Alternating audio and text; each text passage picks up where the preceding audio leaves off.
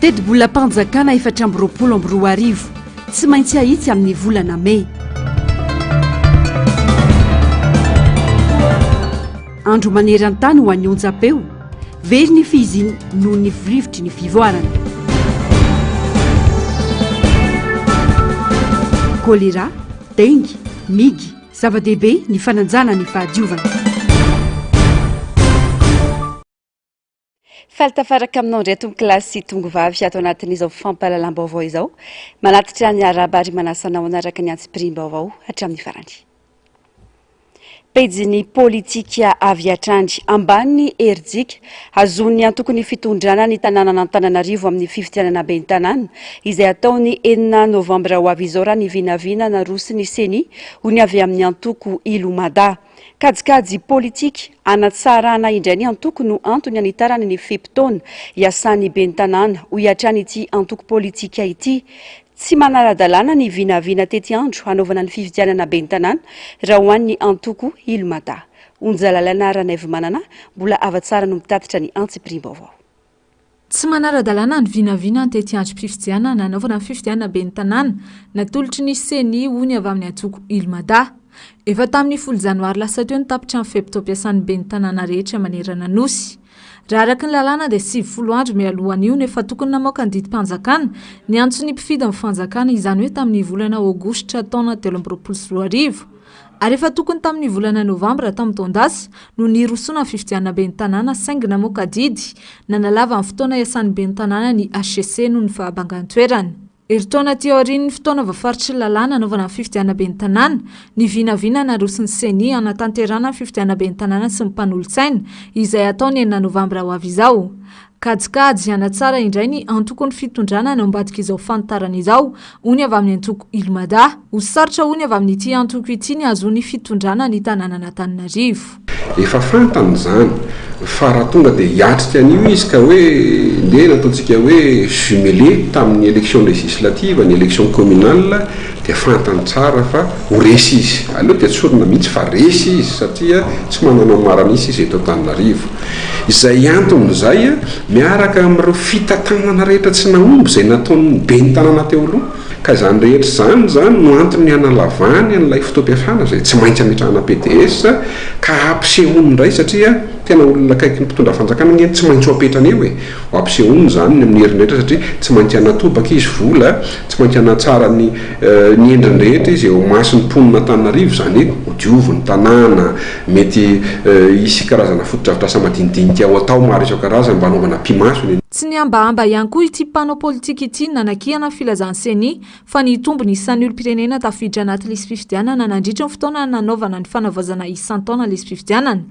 Raha ny antontanisa nahatratra 20 sy 4 sy roetsy ny mpifidy vaovao voasoratra anarany izay nahazona ny taham-piakarana 2.20 isanjato. Gaga be zahay raha miteny ny tokony andraikitra eo anivon'ny seni hoe tsara ny vokatra ny ralina tamin'ity indray mitoraka ity raha nitahany tamin'ny refonty dia mahavariana sy mahatalanjona zany zavatra zany satria ny refonty nge tompoko tao anatin'ny 9 volana latsaka kely nefa dia tsy nahitana reo vokatra raha ohatra ka 13 millions ny électeur nandrasana 11 no inscrit ao anatin'ilay izy ka ity fotoana foy hatramin'ny volana farany volana desambra teo ny farana rafakapito izy ity dia mitenina reo fa niakatra ambony dia ambony ny tapisoratana anaran'ny olona sy ny fanavaozana lisy fifidianana ny anivon'ny fokotany dia variana zany zay hoe sao re tompoko sanatry ny vavaladiany lela sao dia mba ao anatin'ilay kajikajy daholo zany ampidirana an'ireo izay hoeritreretina hoe mifidy amin'ny ben'ny tanàna. Ankoatr'izay nanambara ny antoko Ilomada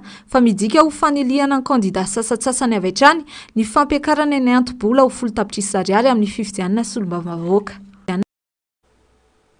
Tsy maintsy ahitsy ny teti-bola-panjakana efatra amby roapolo amby roa arivo ka amin'ny alalan'ny fivoriana ara-potoana hatreny solombavam-bahoaka amin'ny 14 May no anatanterahana azy io ho ny solombavam-bahoaka Fidèle Razarapierre. Maro ireo ilana fanovana ao anatin'io lalàna mifehy ny teti-bola-panjakana io raha tsy laza afa-tsy ny fanovandrafitra amin'ny sekretera-panjakana vaovao atsangana ireo isika. Mila rahina arabaky teny ny lalàna ho hiatrany ity solombavam-bahoaka ity fa tsy izay tiany mpitondra no atao. Asin'Andriamalala, Manon Randriamalala.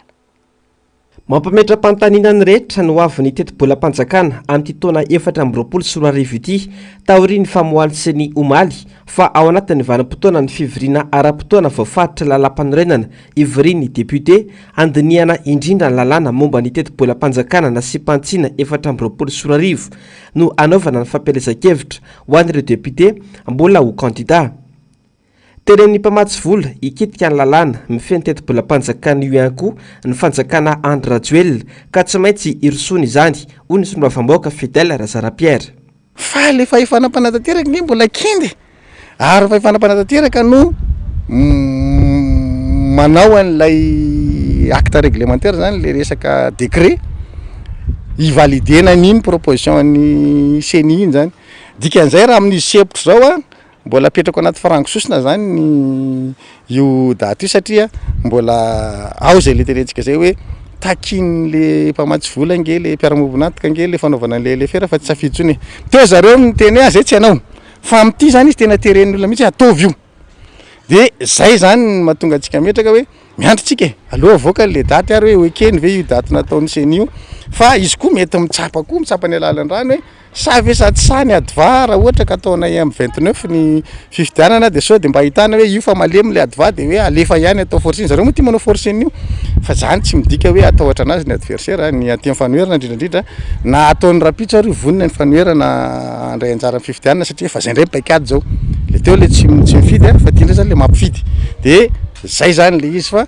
tsika zany mametraka hoe raha ny pression mahazo anazy avy any ampamatsy vola dia tsy maintsy manao LFR izy fa ny zareo koa ny tsy fanana ny vola ny mampiazakazaka azy aloha toaingana ny fifidianana solombavam-bahoaka sao de mba mahazo majorité de mba hiazakazaka ny fahazoana vola avy any ivelany ary tia hita an'izay fivoahana financement externe reo moa mahita mikimaky foana reo de tsy haitsika sao de hoe sady alefa ny fifidianana alefa ny fanitsina teti-bola-panjakana fa io teti-bola-panjakana io zany de teti-bola-panjakana tsy maintsy ahitsy fa tsy afahantsika miasa io teti-bola-panjakana lanina tamin'ny volana desambra io zany. Tsy azo atao ao anaty fivoriana tsy ara-potoana ny fandaniana ny lalàna mifeny teti-bola-panjakana satria efa lalam-panorenana mihitsy no mametra izany ho ihatra ny fanazavana. Teti-bola zany ny teti-bola aloha zany de aloha ampahafantarina tsara ny vahoaka malagasy rehetra matoy izy iny atao hoe PLFI de hoe projet de loi zay zany izy de rehefa aveo izy lasa LFI loi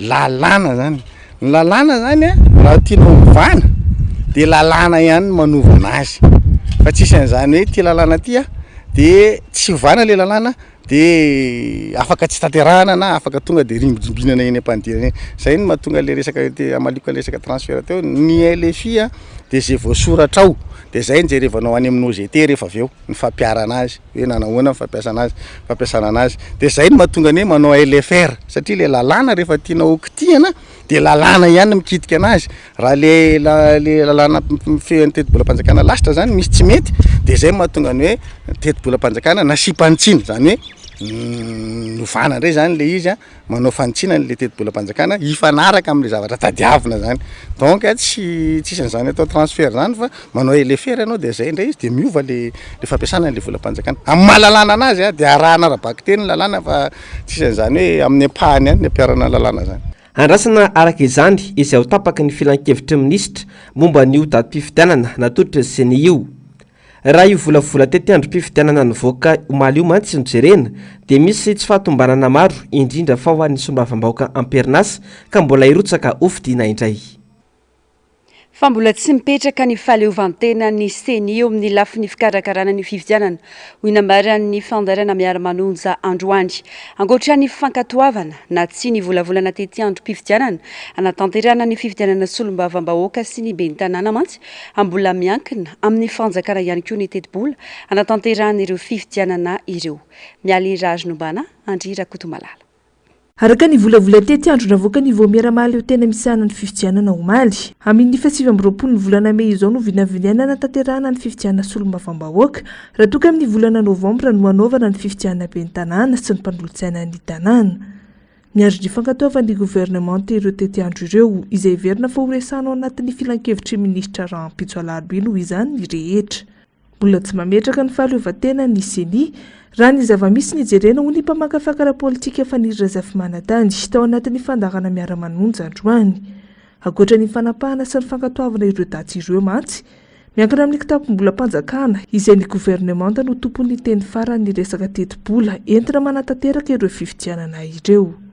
Ny zava-manahirana fotsiny le fotra zao de hoe tsy mbola tsapa tsara ny fanana n'le CENI fahaleovantena satria na izy ara no mamolavolana tety andro sy mikarakara ny fifidianana dia tsy maintsy mbola manontany ny avian'ny gouvernement izy amin'ny alalan'le hoe ekena ve ho validena ve izany daty izay nomeny izy ireo zany, tsy hoe ny CENI nandroso daty de ny CENI zany no tompony, fa mbola tsy tompony CENI zany fa ny gouvernement tany tompony. Ary na manana volavola am'izay heveriny ikarakarana fifidianana ary ny CENI ka hoe ity ny teti-bola ampy sy mety aminay, tsy afaka mbola manapa-kevitra ny CENI satria tsy eny an-tanany CENI ny vola ampiasainy. Ary raha tsy ampy ny vola omeny gouvernement dia tsy maintsy mangataka amin'ireo partenaire de manokatra an'le basket fund lay sobika be ahafahana mandrotsa-bola ny CENI mba ahafahan'ny communauté mandrotsaka an'le vola. Ka na io vola na ihany keo io fanampiana amin'ny fampitaovana samihafa sy tatsoroka ara-teknika amin'ny alalan'ny formation sy ny sisa. Raha matsiaro zava-dehibe ny gouvernement ny amin'ny hoe tsy maintsy tokony tanterahana amin'ny fifidianana. Saingy angatahany rehetra ho fifidianana madio sy mangarary rekeny rehetra de tokony zany efa mivonombonina hanaika zany sy hakatoa ilay volavolana tety amin'ny fifidianana avy anivon'ny vomeram-pirenena mahaleo tena misana fifidianana. Nahitsy kosa ny solombavamboaka Alaratsimbazafa raha nilaza fa fotoana izao andinihana indray izany teti-bola izany ahafahana manatanteraka ireo dingana lehibe anisan'ny ankinan'ny andehiben'ny firenena sy ny vahoaka malagasy ireo.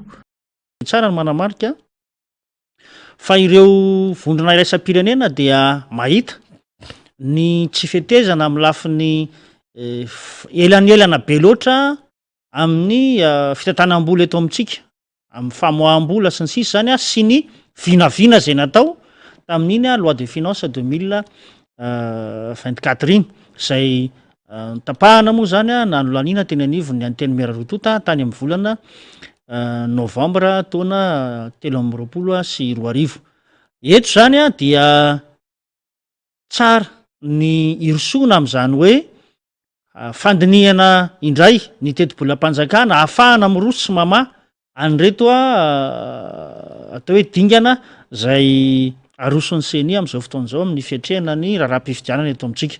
Ankoatra izay, tsy ny ambahamba ihany koa ity solombavambahoaka itsirany laza afa mitoy ny fanitsakitsahana ny lalam-panorena nataon'ny fitondram-panjakana eto amin'ny tany sy ny firenena dia eo amin'ny resaka daty anatanterahana ny fifidianana ben'ny tanàna izay lany fotoam-piasana talohan'ny solombavambahoaka izany.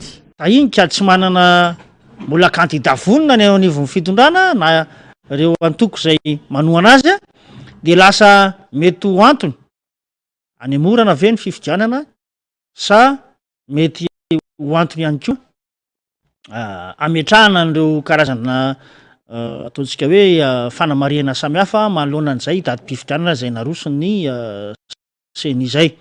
Raha eo amin'ny lafiny kajikajy ara calendrier aloha zany no resahana dia hita hoe mitombona ilay fanatanterahana ny fifidianana amin'io fa 7 ny volana May ho avy zao io raha hoan'ny solombavambahoaka. Raha ny tokony ho izy de efa tamin'ny taondasa 2024 no tanterahana zany fifidianana ben'ny tanàna zany ary tokony nandray ny asany ireo ben'ny tanàna izay lany tamin'izany fifidianana zany nanomboka tamin'ity taona 2024 ity. Tsy hoana ao anatin'izay de ny tsy fahafehezan'ny fitondram-panjakana amin'ny fandrindrana ny asany satria efa fantatra mazava ny fiampitoam-piasany ireny olom-boafidy ireny kanefa dia ninina tsy notanterahana zany fifidianana zany fa aleo manitsakitsaka any lalàna toy zay mitodika any amin'le hoe fanajanana izay lalàna zay dia no lay atao hoe fanaovana tsinotsinona ve miembotra heritaona latsaka ty aoriana ny tokony nanaovana an'izay fifidianana ben'ny tanàna zay no anatanterahana azy. no tetezyn'ireo ampikatroka antsika Madagasikara ao Ambohimanarina avokoa ireo fokontany 5 ao anatin'ny boriboritany fahenina androany. Mamaraparana ny fanentanana amin'ny tokony anarahamaso sy ny soratananarana ao anaty lisy-pifidianana moa ny antoko ankehitriny. Tena antoerana nanangona ny vaovao avitra Sondrabe sy Taiziniana. Maka ena na fokontara mbola sy nafikara-pifidianana ao a dia mbola tsy voasoratra amin'ny kaizy amin'ny lakamisy farany ao a manentana antsika rehetra mba hanoratra ny anarantsika ao anaty lisy-pifidianana raha mbola tsy ao ka raha efa ao a dia mba alaivo le kara-pifidianana ny amin'ny fokontany a dia mba tongava mifidy amin'ny andro fifidianana. Ya efa nazo kara-pifidianana vetsika. Ary sasany eo voasoratra ve ny anarana amin'ny fokontany?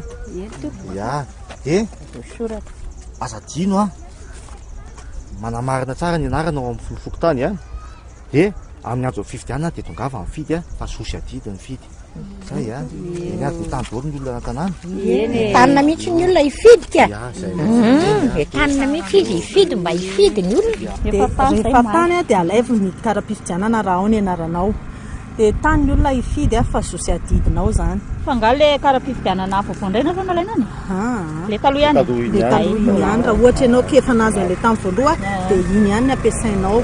Nototo amin'ireo fokontany 5 teny amin'ny faritra Ambodimita sy ny manodidina ny fidinana ifotony nataon'ireo tanora timo amin'ny boriboritany fahenina. Nanentana anaramaso sy soratra anarana aka ny kara-pifidianana ary andatsabato amin'ny fotoanan'izany ireto tanora timo ireto satria tsy manana afa-tsy roa andro sisa ny olom-pirenena ahafahany misoratra anarana anatin'ny lisy-pifidianana ao anatin'izao fanavaozana isan-taona izao. Nosafidian'izy ireo manokana ny toerana misitaka kely ny tapitanana nidina tena tsaha sy nandodona isam-baravarana ireo solotena. Ty amin'ny hoe fokontany hoe ambanimbany vohatra moa zany aty Tambary a Mpanjimbevavy a Ampefiloha-Kendeny a Ambaravarankazo ary Amorona sy ny Avaratetezana ireo moa nandehanay satria efa amin'ny alakamisy zao no farany fisoratana anarana dia manao faradoboka zany zay androany a efa nanao foana moa fa anao faradoboka zay androany mba anentana ny olona mba tsy ho manjomanjy manana aretina satria ho avy ny firenena ny jerena amin'ity zany efa nanome toromarika ny président Marc Ravalomanana hoe ifiditsika ifidy zay ny toromarika nombe moa dia zay ny antony anetananay ny mponina rehetrarehetra hoe jereo aloha ny anarana sao dia tsy ao sao dia anenina an'izay afa feo. Tokony tanterahana amin'ity taona ity avokoa ny fifidianana kominaly sy solombavom-bahoaka efa nanolotra daty ny seni andrasana indray ny fanapaka-hevitry ny governemanta izay manapaka ny daty farany sy miantso ny mpifidy an-datsabato. Fanavadiky ny kandida ho filoham-pirenena miisa 5 ho kolektifa ny malagasy ny vondry ny kandida tamin'ny fifidianana ho filoham-pirenena lasa teo. Vovonana iray izy ty ary misokatra ho an'ny rehetra raha ny fanambarana ataon'izy ireo androany teny Antaninarenina. Asin'Andriamalala, Mano Randriamalala. Ajo Andriananarivelo, Roland Ratsiraka, Andro Robel, Taina Razafinjoel ary Jean-Jacques Ratsetson ireo ny tazana andray latabatra nanoloana ny mpanao gazety nampafantatra ny vovonana vaovao antsoina hoe kolektifa ny malagasy.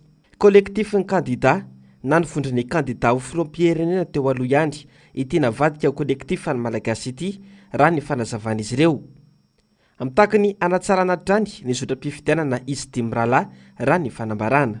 Tao amin'ny fivoriany tsy ara-potoana ny teny anivona teny maera-pirenena sy ny fanambarana nataony seni omaly alatsinainy 12 febroary dia mibarabara ankehitriny fa tsy vonona ny mpitondra amin'ny fifanakaloza-kevitra demokratika ametrana ny fitoniana na dia nisy fanovana ny lalàna mahakasika ny fifidianana nataony iza aza. Takina trany ny fanadiovana tsy misy atakandro ny lisy-pifidianana sy fanatsarana ny lalàna-pifidianana ampanjakana ny fahamarinana sy ny tany tangalana ary mampanjary ny tena demokrasia eto Madagasikara.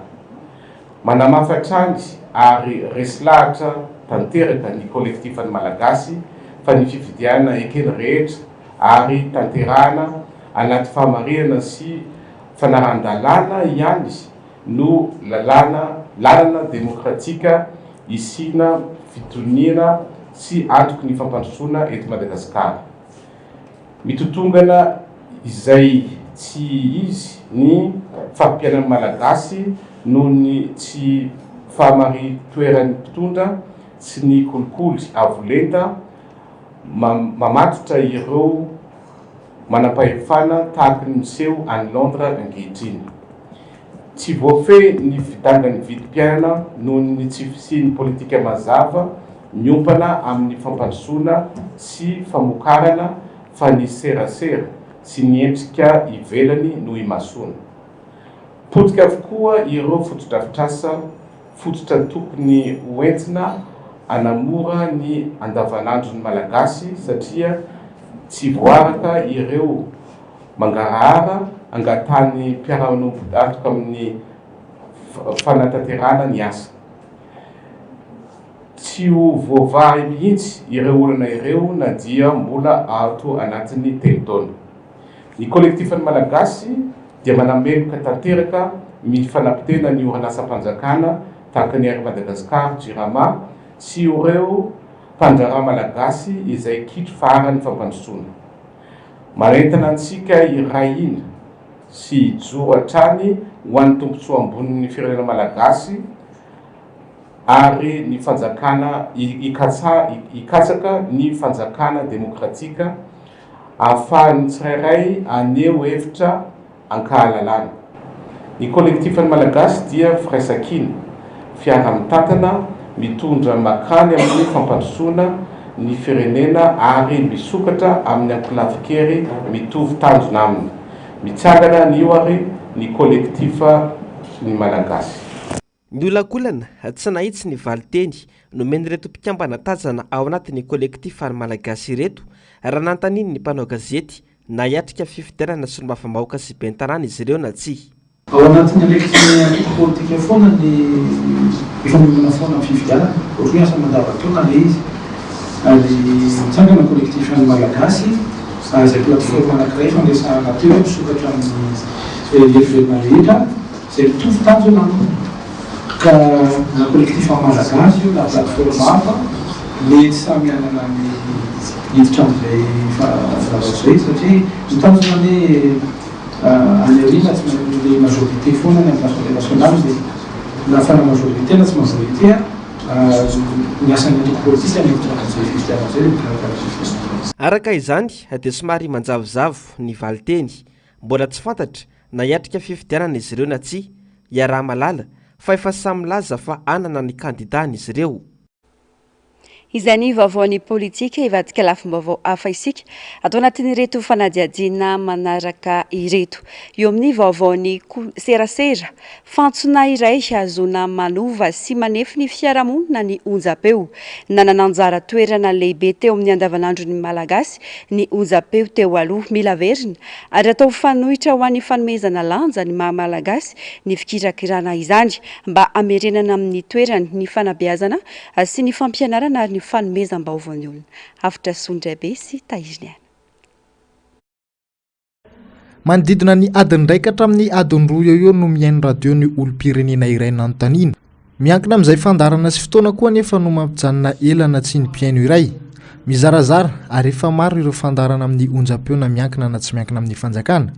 Ohatra amin'izany ny tantara, ny fampalalam-baovao, ny hirahira, ny fitoam-bavaka, ny sehatra ho an'ny mpiaino sy ny maro hafa tsy voatanisa. Mivoatra miaraka amin'ny toetrandro sy ny rivotra mitsoka ihany koa ny radio raha ny fahitan'ireo olom-pirenena azy. Lasa ankilabao ny maha-malagasy sy ny fanabeazana tokony voizina noho izay fivoarana izay. Tantara tena manintona anahy.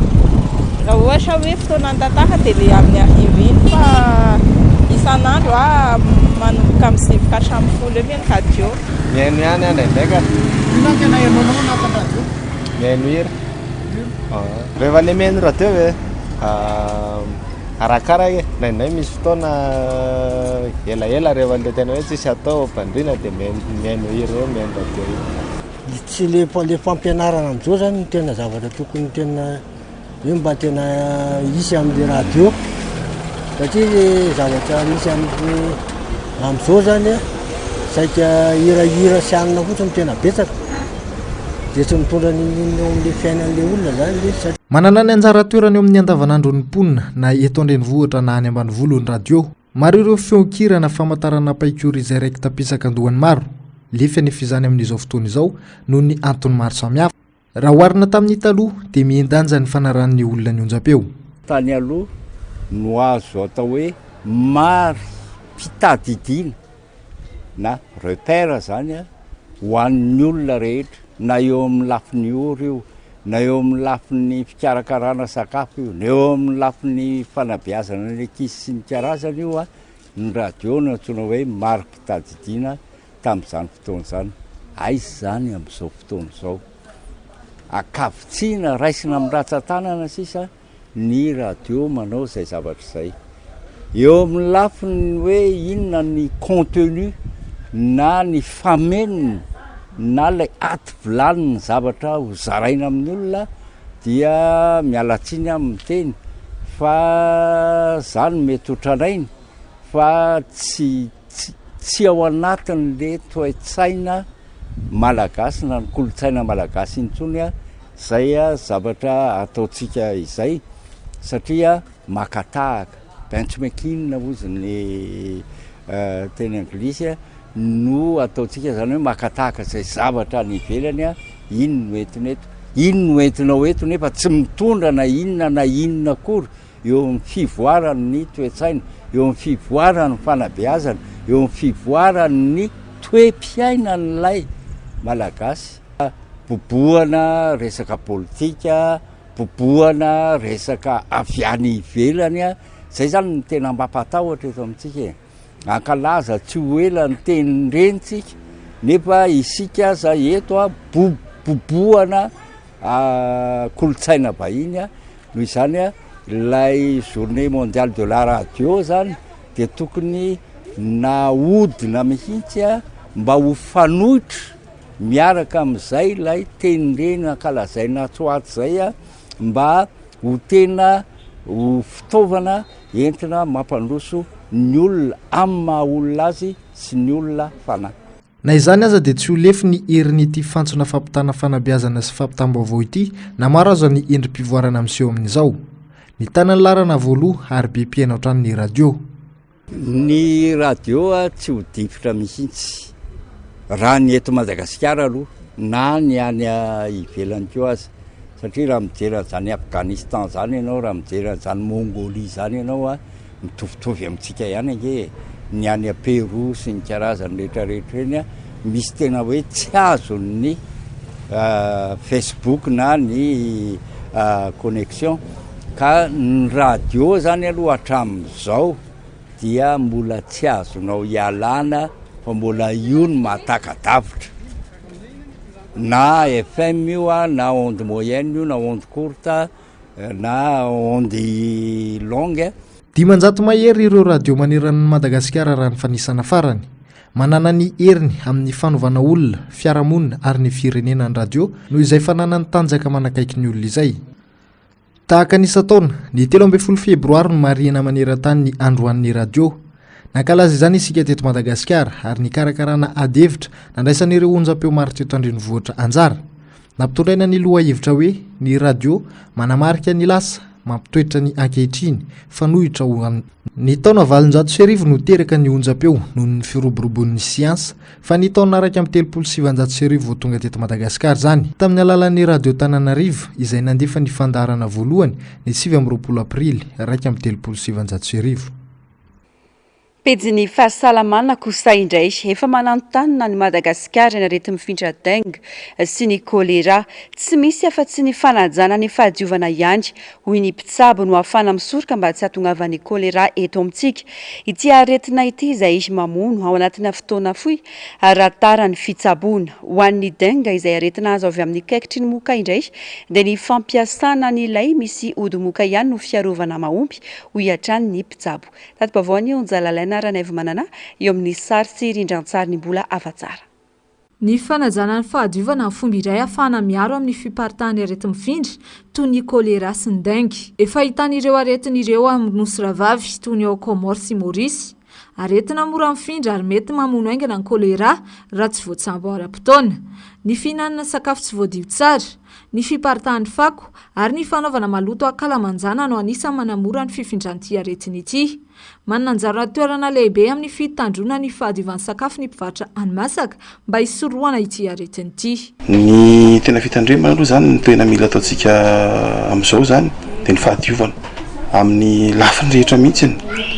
Ny indrindrandrindra ny hoe ny fiparitahan'ny maloto, ny kaka zany, eny rehetra eny a, izay tena amin'ny tanana n'olona ary tena any tanana tompona andraikitra anara-maso an'izy ireny satria reny olona manary maloto na amin'ny kaka eny amin'ny kalamanjana reny a, ny lalitra zany mipetaka avy any amin'ny kakan'ilay olona iny a, dia mandeha iny a, mandeha marakary amin'ny sakafo hohanin'ny olona, misy mpivarotra anankiray tsy lavitra eo a, dia hipetaka eo ilay lalitra dia izay olona hihinana an'ilay sakafo a lasa voan'ny kolera daholo.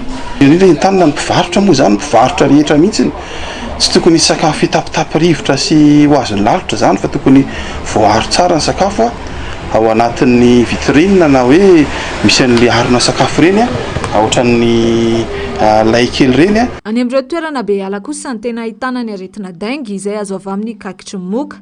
Ny fampiasana an'ilay misody moka no anisan'ny toromarika arosin'ny mpitsabo iadina amin'ity aretina ity.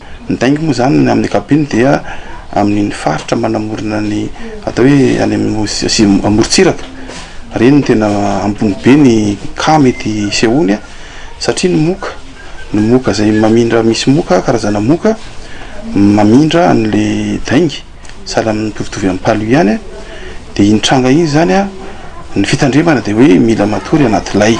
Eto amintsika mbola tsisy tranga aloha hatreto, izany hoe tsy tokony atao zavatra mpiororo ilay izy kanefa koa nefa tsika anatin'ny vanim-potoana mifavaratra eto amintsika raha tsika fa tena maloto dia maloto ny tanànantsika, tena matsiravina mihitsy raha ataoko hoe mijery azy raha ny fahalotona ny rety kibotsotra moa zany dia be dia be ny tranga vokatry io loto io amin'izao, ka raha sanatria tsika hoe raha amin'izao vanim-potoana feno loto izao no tongavana kolera zany sanatria za misy ny tonga eto amintsika eny zany. Zava-dehibe ny fisorohana mba tsy hatafidirandreo aretin-dreto eto amintsika. Anisany manana anjara ndraikitra lehibe ny fanjakana amin'ny fanentanana ny olom-pirenena fa indrindra ny fanentanana ireo mpivarotra hani-masaka hanaja ny fahadiovana. Nanamafy ny mpitsabo fa tsy tokony atao mihitsy ny manao dokotera-tena mba hisorohana mety hisian'ny fahasarotana. Vaovao ny tranga am-piaramonina, olona 240 namoy ainy, 520 hafa tsy hita popoka vokatry ny rano-trampo tao Benenitra omaly raha ny antotanisa vonjomaika navoaka ny BNDRC ny ariva teo. Miaina anaty fahasahiranana ihany koa ny mpono amin'ny fokotany maro ao feno arivo atsinanana vokatry ny rotsakora nanomboka omaly alina. Tsy nisy kosa ny ainana fosiny naratra fa tokantrano maro no traboina, mbola nandefa fampitandremana amin'ny fahabetsahan'ny rotsakorana ny meteo nanomboka androany hatramin'ny 20 febroary ho avy izao any amin'ny faritra maromaro. Fanadihadiana. Namon'olona 240 ny rano-trampo tao Benenitra omaly raha nitatitra vonjomaika nataon'ny BNDRC ny ariva teo. Olona 520 tsy hita popoka. Tsy zavatra ny tranga omaly aloha tany a Benenitra nisy rano-trampo moa no fiteny tsika azy matetika dia nisy olona 240 araka ny voalazany zareo maty, 520 no tsy hita popoka. Mbola tsy vokatra ofisialy io satria tsy fantatra ny zavatra tena misy marina fa noho izay antony izay dia nanidinidiny ny comité régional ny GRC nandeha nijery inona ny zava-misy marina hoe amindrindra amin'ireo hoe fahafoizana aina sy zany olona tsy hita popoka zany. Tokantrano maro amin'ny fokotany ao Fenarivo atsinanana ihany koa tsabona vokatry ny oranikija nanomboka omaly alina hatramin'ny ariva teo. Dibodrano ny tanàna, nisy ampahan-dalana tapaka ihany koa teo amin'ny teboka laviran-dalana PK 97+900 alohan'ny idirana ny tanàna Nantanambao distrika ny Fenarivo atsinanana faritra Nalanjorofo. Tapaka ny maraina teo ampahan-dalana io noho ny fisina lavaka be vokatry ny rotsankorana ny sesy. Ny ariva teo vao niverina vonjomaika izany rehefa azo ny rehetra ivezivezena. Ny tatitra azoko dia androan'ny tolakandro dia mety efa hitoy izany lalana zany vonjomaika aloha satria nanao karazana ramblage zareo no nanaovana no nametrahana vato dia nametrahana tany ny teknisana moa no mahaza bebe koa fa ny zava-dehibe dia androany ihany dia tokony mitoy izany fifamoivoizana zany a ny any Toamasina koa moa ao anatin'ny androm-pahavaratra sika zao de mijojo ihany koa ny orana fa atreto aloha mbola tsy misy ny traboina. Mila mailo sy mitandrina ary tokony samy andry ndraiky tandrify azy ny rehetra manoloana ny tranga ho ny fanazavany. Eo ny tsy tokony hialantsika amina trano a, ny tokony hialantsika amina trano zay atahorana mety ny irodanana ray zay. Eo ihany koa ny tokony tsy lalaovantsika rano na ny andehanantsika amin'ny rano na ranomamy io a indrindra fa ny ranomasina satria matetika dia amina zavatra atao hoe azo ialana ihany no fahavazana misy eo amin'ny tsirairay. Raha ny fampitambavao avy amin'ny meteo hitoy hatrany ny rotsankorana indrindra ny amin'ny faritra avaratra, avaratra andrefana, avaratra atsinanana, avoany atsinanana ary ny faritra sasany eto amin'ny afoatany ka mety hahatratra 70 hatramin'ny 100 milimetatra ao anatin'ny 420 ora any amin'ny faritra sasany nanomboka androany hatramin'ny 12 febroary 2022. Mety teraka fikorotana ny asa mandrarano davanandro, fiandronan'ny rano amin'ireo toerana moratondraka, fiakaran'ny renirano, fiotsahan'ny trano na tany izany ka tokony hamailo ny rehetra. Nahazo famitandremana amin'ny loko maitso ny faritry Diana, Sava, Sofia, Boendy, Aloatra Mangoro, Analamanga, Bongolava, Itasy, Vatovavy, Fitovinandy ary ny distrika Ambato-Mainty, Morafenobe, Faratsio, Ambatolampy, Antanifotsy, Antsirabe voalohany sy faharoa, Fandrina, Ambositra ary Manandrina.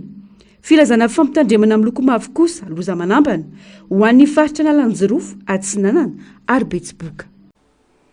Eo amin'izay vaovao ny tranga mpiaramonina izay ihany nijolofitra ny trano iray tetsy amin'ny 17 hektara noho ny court-circuit vokatry ny fahatapahan-jiro. Ny fandrimbona ny manodidina sy ny mpamonjovoina namono ny afaka voafehita ao anatin'ny minitra vitsy izany. Tsy nisy ny ainana fohy fa ny entana maro kosa no simba. Avitra Sondrabe sy Taiziniana. Mpivady efa nahazo taona no saika mahita ato anatin'ny firehetan'ny trano tetsy 17 hektara ity ny atoandro teo. Voalaza fa marary izy ireo ka tsy afa-nietsika. Ny manodidina araka izany namoaka azy ireo tao an-trano tany amin'ny rihana faharoa. Tsy nisy minitra akory dia nijolofitra ny tany ambony ndon'ny court-circuit raha ny fanazavany nanatry maso. Tapaka ny jiro ary niverina tampoka ka hiverina nahatonga ny firehetana. Entana vitsy tato amin'ny rihana ambany sisa no tafavoaka. Ny tena marina ny fahalalako anazy mety court-circuit. Zay zany tena hitako nahatonga anazy. Fa io zany mety antsasakady iny teo zany tegna nitaran'le afo. Le izy roa mivady zany saika taraiky tao satria tsy nalala hoe may le trano. De zay am'izay namoaka anazy tao fa heverany hoe mba volony may. De iny izy de navoaka tamin'ny tohatra tao. Igny aloha tsy fantako am'le ambony fa le valeur rehetra frigidaire navoaka anay, télé, table télé, zay ihany navoaka anay tao. Fa le ambony aloha tsy fantako hoe za tsy tambony fa le tambany ihany zany avoary daholo. Tsy nahita ny tenany eto ambony fa ohatra hoe afo kely fotsiny teo. Afo kely ohatra midoraka de ozy izy zay hoe mampirehitra afo de rehetra miteny hoe mainy trano. De niakatra ty lera misety niakatra nandeha niakatra any ambony tafo agny de hoe mainy trano. Fo vetivety teo tsy voatsasakadiny zay. Mety teo amin'ny 20 latsaka teo io. Tonga ara-potoana ny kopie fa ny olona koa efa namono tamsio zany efa namono afo tamsio. Io ara mbola rasa mirehetra ndray le izy. Mbola misy mirehatra ndray hono. Tonga ara-potoana ny mpamonjy voina namono ny afo. Tonga teny atorina ihany koa ny jirama nanapaka ny herinaratra isorohana ny loza samihafa. Afaka tsona amin'ny larana 70 na 118 ny mpamonjy voina eto Antananarivo raha misy tranga ilana azy ireo. Falavony Balany Zandary androany maraina tany Andranomena be Manonga, distrika ny Morondava ny be ny tanàna tsy mafana ny Belontsiribina. Maty voatifitra ireo mpitandro ny filaminana ihany koa ny lehilahy iray izay voalaza fa pakan-keriny sy pretsy kombakomba amin'ity olom-boafidy ity. Araka ny loharanom-baovao nampitandrina azy ireo lahy ireo tsy andositra ireo Zandary saingy tsy norarahin'izy ireo izany ka izao ny afara tamin'ny fitifirana azy ireo izao. Fantatra fa efa nigadrery taona an-tranomaizina noho ny resaka basy tsy ara-dalàna ity be ny tanàna ity ary nivoaka ny fonja tamin'ny volana Desambra 2022 ka izao tratra sy lavon'ny Zandary izao. Araka ny loharanom-baovao hatrany ity olom-boafidy ity no naniraka sy namatsy baly ireo dahalo pakan-keriny izay ahitana ny rahalainy ihany koa. Ankoatra izay, jola iray vao 2 taona monja ihany koa no maty voatifitry ny polisy omaly atoandro. Araka ny voalaza, nikasana afika mpivarotra mpamogady iray eny amin'ny tsenan'Andravoahangy izy sy namandrola izao lavon'ny polisy izao. Mety kosa ny fikaroana ireo namany tafapirisaka. Lafombavao hafa tanteraka kosa indray manao fitarainana manoloana ny herisetra sy ny fandrahoana nataona manam-boninahitra iray azy ireo ny fianakaviana maromaro eny amin'ny fokontany K1 Ivato Seranana. Ireo fianakaviana ireo izay milaza fa efa nanajary nandritra ny 20 taona ny ampahantany adivan'ny rotonta amin'izao. Nanambara kosa ny avy eo amin'ny fokontany fa efa samy nangataka ity ampahantany ity avokoa na ny andaniny na ny ankilany. Onjalalaina Ranevy Manana sy mbola avatsara tatitra ny vaovao. Ampahantany misy trano fivarotana iray eny amin'ny fokontany K1 Ivato Seranana no ifandroritana fianakaviana maromaro sy manam-boninahitra iray. Ireto fianakaviana ireto izay milaza fa efa 20 taona izay no nanajary io tany misy ny toeram-pivelomana io ary manana ny taratasy rehetra ara-dalàna manamarina izany izy ireo. Ile manam-boninahitra kosa etsekilany mampiasa hery mibodiny tany na dia tsy manana taratasy akory aza raha ny fitarainana nataondreo ny laza fa tompony tany hatrany. Efa intelo no esorin'ilay manam-boninahitra atao amin'ny toeram-ponenany sy fivarotana ireto fianakaviana ireto. Tsy nisy akory nefa taratasy manome alalana azy ianao izany. Mbola samy tsy manana karatany na ny andaniny na ny ankilany, saingy efa nanao ny dingana fangatahana izany kosa ireto fianakaviana ireto raha ny fanazavana hatrany. Ankehitriny nefany misy olona manam-boninahitra ao amin'ny bani ao manao tsindrifa lavo. Laza fa anazy ny trano nefa trano izay tsy hanana taratasy. Teto mbola tsisy ninina, tsisy projet mpanjakany tony no nanangana trano teto zahay. Ty manam-boninahitra ray ty dia mitondra maramila zay eo ambanin'ny fe iny. Maramila be dia be fa tsy latsaka ny 30. Ny entanato amin'ity trano ity dia akorotany daholo. Ary ny varavarana sy mbainy vakiny. Ny entana vakivaky hatramina tele vola mba vidiny entana kely ao an-tsena. Lasan'ireo robain'ireo maramila reo daholo. Efa anananay daholo, manana permis de construire zahay tompoko. Nefany ity manam-boninahitra ity tsy manana na dia bout de papier anankiray ary. Nefa lazainy fa anazy ny trano. Zay namboarinay natsanganay ivelomanay eto. Nanambarany avy eo anivon'ny fokontany fa efa samy nangataka ity ampahantany ity avokoa na ilay fianakaviana na ny miaramila. Nanomboka tamin'ny taona 2024 no nisy ny fifandroritana teo amin'ny rotota. Miaramila zany mety amampolo mahery eo mijery eo. Hoe fa iza no nampidina mokandreo hiraka ny anay. Dia afaka tokony hoe 20 minitra tao indray no tafiditra daholo ny entana. Dia isy indray mibaiko manaraka hoe avoay daholo indray ny entana. Ny miaramila indray namoaka ny entana ivelany teo daholo ny rehetrarehetra. Efa avy eo tsy fantatro izay name baiko an'ilay miaramila hoe tsy hoe mivaravarana ohatr'izany dia efa nentina amin'ny ampitarabiara ilay varavarana. Taoriana izay moa ilay chef de corps moa zany ny olona efa niambelabe teo dia nanapa-kevitra chef de corps dia hoe nampiantso an'ilay olona nitarika miaramila teo ajanony hoe zavatra io fa eto miverina any amin'ny kany daholo miaramila. Ny ao miaramila milaza hoe mbola tany miaramila dia reto koa hoe alay ilay izy dia zavatra ohatr'izany raha misy. Ankoatry ny herisetra nataondreo miaramila azy ireo dia nilaza fa niaran'ny fandrahonana tamin'ilay manam-boninahitra ihany koa ny fianakaviana milaza fa tompony tany. Miantso ny tompona ndraiky mpanjakana mba hijery azy ireo moa ireto fianakaviana ireto. Vaovao ny toe-karena niova ny mpitantana ny orinasa Cimentis teo aloha ka lasa ny orinasa Gamasivika no nahazo azy. Fantatra ihany koa fa niakatra 2,000 ariary ny vidiny iray gony amin'ny simenitra eto amintsika. Asin'Andriamalala, Manora Andriamalala. Lasa ny Indiana sy Mauritiana ilay orinasa mpamokatra simenitra Cimentis teo aloha izay namokatra simenitra teto Madagasikara. No ny fatsapan'izy ireo fa anisany singa tsy afa-misaraka amin'ny malagasy tahaka ny vary sy ireo entana fampiasa amin'ny andavanandro ny simenitra no antony nanaovana izao fampiasam-bola eto Madagasikara izao. Non, le ciment, comme vous savez, c'est... zavatra tiako lazaina aloha dia anatin'ny filana fototra ao anatin'ny fiainan'olombelona anankiray mihitsy ny simenitra tony hoe mila misakafo isika da ao anatin'izay koa tsika mila manorona mila manangana trano satria ilaina amin'ny fiainan'olombelona zany hoe na inona na inona na manahoana toedra rara politika na ara-toe-karena dia milo maromarona tokoa aho fa tena ho ilainy malagasy hatrany hatrany ny simenitra ary hiakatra hatrany iroborobo ny mikasika an'izay famokarana sy fivarotana simenitra izay eto Madagasikara satria mila an'izany daholo ny tsirairay avy manam-pikasana foana ny olona anankiray ao anatin'ny fiainana hoe indray androany mba hanorona mba hanangana ny tranoko ary ny fanirinay dia mba hitondra ny anjara birikinay mba hatotosa izany fikasany ny olona tsirairay izany. Tout le monde construire et quoi qu'il arrive, j'espère pouvoir participer dans le projet de ce peuple malgache qui veut avoir un toit sur sa tête. $100 mahery kely ny fampiasam-bola ataon'izy ireo eto Madagasikara amin'ity tetika asa ity ary mamina vina ny amokatra simenitra ray tapitrisa taonina isa-taona izy ireo. Farany eo amin'ny maresaka avy any ivelany no laviny avy amin'ny ankolafy repoblikanina ny andinihana ny lalàna anampiana arabolina ny Ukraine. Misy ny laharam-pamiaina nanosin'izy ireo ho takalon'io fanampian'io fanadihadiana eo amin'ny sariny Andry Rakotomalala. Misavorita ny antony mirandoolona ny États-Unis tsy ekeny avy amin'ny ankolafy repoblikanina ny andinihana ny lalàna anampiana ny Ukraine. Fanampiana arabola izay mitentina $100 miliara anosaika tokana anampiana ity firenena anady ity ho toy ny fanampiana efa nataon'ny Amerikanina hatramin'izay.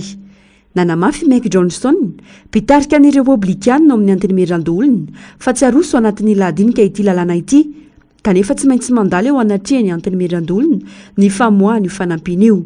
Nandritra ny volana maromaro ny sarabazana ny olombofidy momba ny resaka fanohanana ny Ukraine. Raha ny laharam-pameana araka ny naroso ny ankolafy repoblikanina ihany dia ny fanamafisana ny sistany eo amin'ny États-Unis sy Meksika. I Meksika izay ambana lehibe ho an'ny États-Unis amin'ny resaka zava-mahadomelina.